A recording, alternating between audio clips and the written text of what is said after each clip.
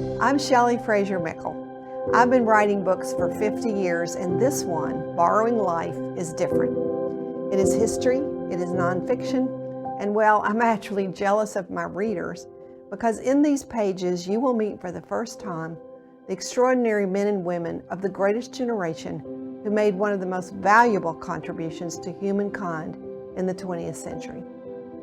When I began awakening this story from history, I was actually bombarded with fat slices of wonder because the story brings back America during World War II, when personal courage, sacrifice, and a search for goodness was an everyday obsession. After Pearl Harbor, every medical student in America was drafted. Among these was Joe Murray, 25 years old, in Boston, with only 9 months of surgical training. He was assigned to the largest military hospital to wait for overseas duty. There in January 1945, a burned pilot arrived. He was so horribly injured that he had only hours to live. In a Hail Mary attempt to save his life, skin was borrowed from a cadaver to graft over his wounds.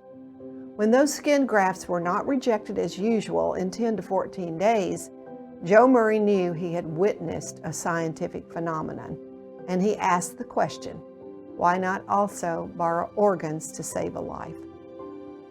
Add this to the fascinating story of crush syndrome.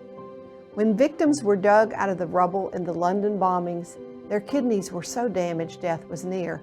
Yet if they could be kept alive for several weeks, their kidneys often spontaneously began working.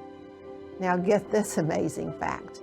In Nazi Holland, a young physician invented the first dialysis machine out of sausage casings and tomato cans.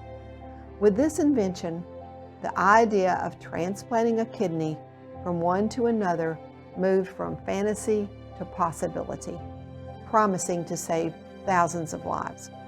Yes, Borrowing Life is not just a dramatic story. It is the kind of story that changes those who read it, and I might add, the one who wrote it. To be in the presence of those who dedicated their lives to preserving life in the midst of war and even share new treatments across borders is, well, as I said, I'm jealous of those who get to meet for the first time these extraordinary scientists, surgeons, and war heroes who changed the world for the better. I found long ago that the best measure of a book is whether or not you are the same person after you turn the last page.